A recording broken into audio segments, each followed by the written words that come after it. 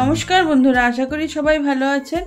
আজকে একটা রেসিপি এনেছি, কাঁকরোলের পুর। সবার চেনা পরিচিত এটা, আর এক একজন এক একভাবে বানিয়ে খায়। তো আমারও ইচ্ছে করলো কাঁকরোলের পুর খাবো, তো এই জন্য কিনে আনলাম বাজার থেকে এই ধরনের কাঁকরোল, গোলমটল। তো এটাকে ভালো করে পরিষ্কার করে চোকলা ছাড়িয়ে ভালো করে ধুয়ে নিয়েছি, আর এই যে 2 পিস করে কেটে নিয়েছি কাঁকরোলগুলোকে। তো সবাই জানেই কাঁকরোলের পুর বানানো। এরপরে জলে অল্প লবণ দিয়ে কাঁকরোলগুলোকে সেদ্ধ করে নেব।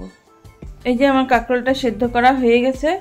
এখন একটা থালায় উঠিয়ে নিলাম জলের থেকে, আর বিচিটাকে চামচের সাহায্যে বের করে এক সাইডে রেখে দেবো। এটাকে ফেলে দেবো না, ওটা পরে কাজে লাগবে। আর এই যে কাঁকরোলগুলো বাটির মতো হয়ে গেছে, এখন এটাকে আমি রেখে দেব। এখন তৈরি করতে হবে একটা পেস্ট। সর্ষে, পোস্ত আর কালো সর্ষে আর সাদা সর্ষে দুটোই নিয়েছি। একটু লবণ আর কাঁচা লঙ্কা দিয়ে এটাকে বেটে নেব। তা আমাকে কর্তামশাই সাহায্য করে দিয়েছে বাটাতে। আর এদিকে যে কাঁকরোলের বিচিগুলো যে বের করে রেখেছিলাম সেটাকেও এখন বেটে নেব। এটাকে বেটে নিলে তাহলে দানাগুলো মুখে পড়বে না, বেশ ভালো লাগবে খেতে। তো এটাকেও বেটে একটা বাটিতে উঠিয়ে নেব।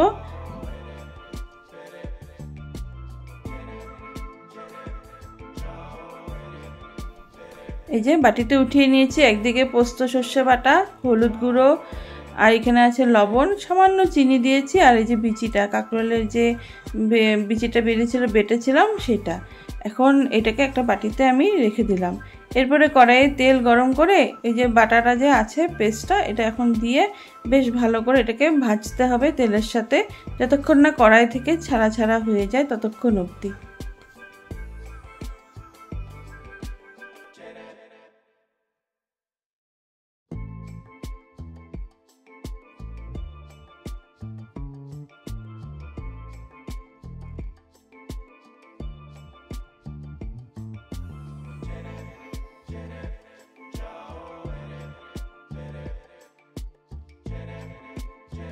এই যে বাটাটা আমার ভাজা হয়ে গেছে। এখন কাঁকরোলের বাটিগুলোর মধ্যে এই বাটাটাকে আমি ভালো করে চামচের সাহায্যে আবার ভরে ভরে দেব। এইভাবে আমি এটাকে রেডি করে রেখে দেব। এরপরে বেসন গুলে রাখবো একটা বাটিতে। বেসনটা একটু লবণ হলুদ দিয়ে আমি গুলেছি, আর কিছু দেইনি। একটু সামান্য চিনিও দেওয়া যায়, তো আমি একটু অল্প পরিমাণে করেছি, বেশি লাগবে না বেসন। তো এখন যে কাঁকরোলগুলোকে যে আমি রেডি করে রেখেছি পুর ভরে, এখন এই বেসনের মধ্যে ভালো করে বসিয়ে উপরে বেসনের গোলাটা লাগিয়ে লাগিয়ে দিব চামচের সাহায্যে কাঁকরোলের পুরের মধ্যে।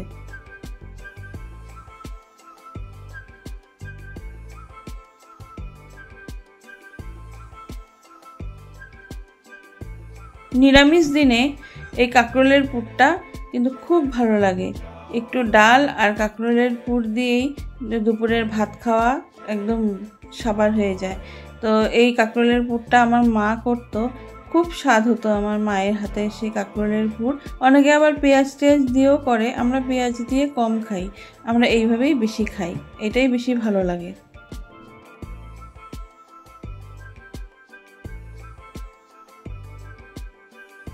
এই যে এখন তেল গরম করে কাঁকরোলগুলোকে ছেড়ে দিব তেলের মধ্যে, এপিট ওপিট করে ভেজে নিব কাঁকরোলগুলোকে। ভেজে নিলেই আমার কাঁকরোলের পুর রেডি।